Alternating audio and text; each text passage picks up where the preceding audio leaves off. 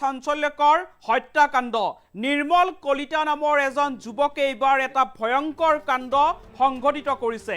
দিন দুপৰতে দাৰে খপিয়াই হত্যা কৰিছে এগৰাকী যুৱতীক। প্ৰেমজনিত কাৰণতে এই হত্যাকাণ্ড সংঘটিত হোৱাৰ এতিয়া সন্দেহ কৰিছে স্থানীয় লোকে। গোৱালপাৰাৰ দুধনৈৰ মুছকুৰিত সংঘটিত হৈছে এই চাঞ্চল্যকৰ হত্যাকাণ্ড। ৰাজ্যত পুনৰ সংঘটিত হৈছে এক চাঞ্চল্যকৰ হত্যাকাণ্ড। নিৰ্মল কলিতা নামৰ এজন যুৱকে এইবাৰ এক ভয়ংকৰ কাণ্ড সংঘটিত কৰিছে। এটা গুৰুত্বপূৰ্ণ খবৰ, ৰাজ্যত পুনৰ এক চাঞ্চল্যকৰ হত্যাকাণ্ড সংঘটিত হৈছে।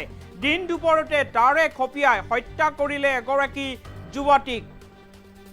প্ৰেমজনিত কাৰণতে হত্যাকাণ্ড সংঘটিতৰ এতিয়া সন্দেহ কৰা হৈছে। গোৱালপাৰাৰ দুধনৈৰ মুছকুৰিত এই চাঞ্চল্যকৰ হত্যাকাণ্ড সংঘটিত হৈছে। দাৰে খপিয়াই হত্যা কৰা হৈছে এগৰাকী যুৱতীক। প্ৰেমজনিত কাৰণতে হত্যাকাণ্ড সংঘটিত হোৱাৰ সন্দেহ কৰা হৈছে। এটা গুৰুত্বপূৰ্ণ খবৰ, ৰাজ্যত পুনৰ চাঞ্চল্যকৰ হত্যাকাণ্ড সংঘটিত হৈছে। নিৰ্মল কলিতা নামৰ এজন যুৱকে এইবাৰ এক ভয়ংকৰ কাণ্ড সংঘটিত কৰিছে। হত্যাকাৰী নিৰ্মল কলিতাৰ বিৰুদ্ধে এতিয়া গুৰুতৰ অভিযোগ উত্থাপন হৈছে। মুছকুৰিৰ প্ৰাথমিক বিদ্যালয়ৰ সন্মুখতেই এই নৃশংস হত্যাকাণ্ড সংঘটিত হৈছে। হত্যাকাৰী নিৰ্মল কলিতাক ধৰি আৰক্ষীক গতাইছে স্থানীয় লোকে। আৰু ঘটনাস্থলীত উপস্থিত হৈছে আৰক্ষী অধীক্ষক, অতিৰিক্ত আৰক্ষী অধীক্ষক আৰু আৰক্ষীয়ে এতিয়া সমগ্ৰ ঘটনাৰ তদন্ত আৰম্ভ কৰিছে। আৰক্ষী উপস্থিত হৈ সমগ্ৰ ঘটনাক লৈ তদন্ত আৰম্ভ কৰিছে। কি কাৰণতে হত্যাকাণ্ড সংঘটিত হৈছে তাক লৈ এতিয়া তদন্ত আৰম্ভ কৰিছে আৰক্ষীয়ে। কিন্তু এটা গুৰুত্বপূৰ্ণ খবৰ জনাইছো, ৰাজ্যত পুনৰ এক চাঞ্চল্যকৰ হত্যাকাণ্ড সংঘটিত হৈছে। নিৰ্মল কলিতা নামৰ এজন যুৱকে এইবাৰ এগৰাকী যুৱতীৰ সৈতে এক ভয়ংকৰ কাণ্ড সংঘটিত কৰিছে। দিন দুপৰতে দাৰে খপিয়াই এগৰাকী যুৱতীক হত্যা কৰিছে নিৰ্মল কলিতা নামৰ এজন যুৱকে। প্ৰেমজনিত কাৰণতেই এই হত্যাকাণ্ডৰ এতিয়া সন্দেহ কৰা হৈছে। গোৱালপাৰাৰ দুধনৈৰ মুছকুৰিত সংঘটিত হৈছে এই চাঞ্চল্যকৰ হত্যাকাণ্ড। নিৰ্মল কলিতা নামৰ এজন যুৱকে দাৰে খপিয়াই এগৰাকী যুৱতীক হত্যা কৰিছে আৰু তাৰ পিছতেই সমগ্ৰ ঘটনাক লৈ এতিয়া আৰক্ষীয়ে তদন্ত আৰম্ভ কৰিছে। মুছকুৰিৰ প্ৰাথমিক বিদ্যালয়ৰ সন্মুখতে সংঘটিত হৈছে এই নৃশংস হত্যাকাণ্ড। হত্যাকাৰী নিৰ্মল কলিতাক ধৰি আৰক্ষীক গতাইছে এতিয়া স্থানীয় লোকে। ঘটনাস্থলীত আৰক্ষী উপস্থিত হৈছে, অতিৰিক্ত আৰক্ষী অধীক্ষক উপস্থিত হৈছে আৰু আৰক্ষী উপস্থিত হৈ সমগ্ৰ ঘটনা সন্দৰ্ভত তদন্ত আৰম্ভ কৰিছে। কি কাৰণতে হত্যাকাণ্ড সংঘটিত হ'ল বা নিৰ্মল কলিতা নামৰ যুৱকজনে কি কাৰণত এগৰাকী যুৱতীক খপিয়াই হত্যা কৰিলে, সমগ্ৰ বিষয় সন্দৰ্ভত এতিয়া আৰক্ষীয়ে তদন্ত আৰম্ভ কৰিছে। আৰু ইতিমধ্যে হত্যাকাৰী নিৰ্মল কলিতাক ধৰি আৰক্ষীক গতাইছে স্থানীয় লোকে। ৰাজ্যত পুনৰ এক চাঞ্চল্যকৰ হত্যাকাণ্ড সংঘটিত হৈছে। এইবাৰ দাৰে খপিয়াই দিন দুপৰতে এগৰাকী যুৱতীক হত্যা কৰা হৈছে। নিৰ্মল কলিতা নামৰ এজন যুৱকে এগৰাকী যুৱতীক দাৰে খপিয়াই হত্যা কৰিছে। দিন দুপৰতে দাৰে খপিয়াই এগৰাকী যুৱতীক হত্যা কৰাক লৈ এতিয়া গোৱালপাৰাৰ দুধনৈত এক চাঞ্চল্যকৰ পৰিৱেশে বিৰাজ কৰিছে। আৰু প্ৰেমজনিত কাৰণতেই এই হত্যাকাণ্ড সংঘটিত কৰাৰ এতিয়া আশংকা কৰা হৈছে।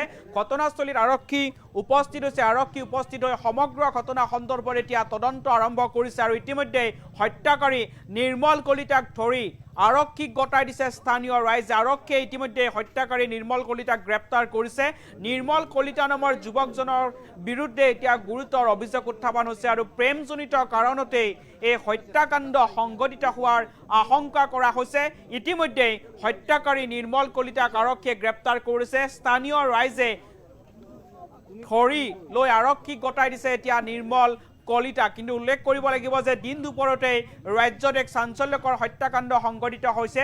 ৰাজপথত এগৰাকী যুৱতীক দাৰে খপিয়াই হত্যা কৰিছে নিৰ্মল কলিতা নামৰ এজন যুৱকে। আৰু প্ৰেমজনিত কাৰণতেই এই হত্যাকাণ্ড সংঘটিত হোৱাৰ এতিয়া আশংকা কৰিছে স্থানীয় ৰাইজে।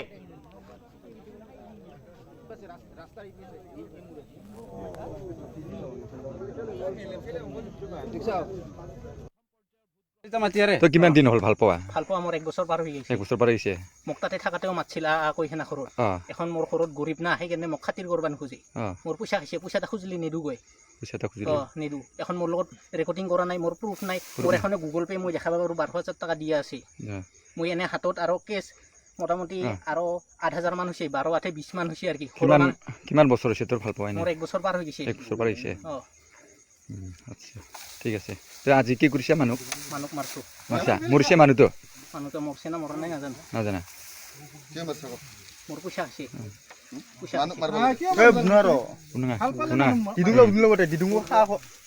আচ্ছা ঠিক আছে মই নাপালে কত নাপালে মই কত নাপালে মই লাগে থানাত যাম থানাত খবৰ থানাত যাই ওলাম মাৰিব নালাগিছিল বেলেগ উপায় ওলাব পাৰিলোহি নহয় আপিটা মাতি আৰু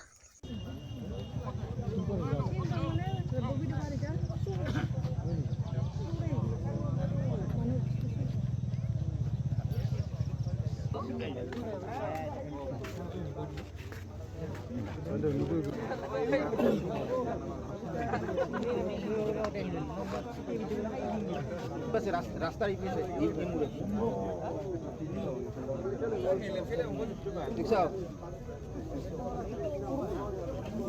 তুমি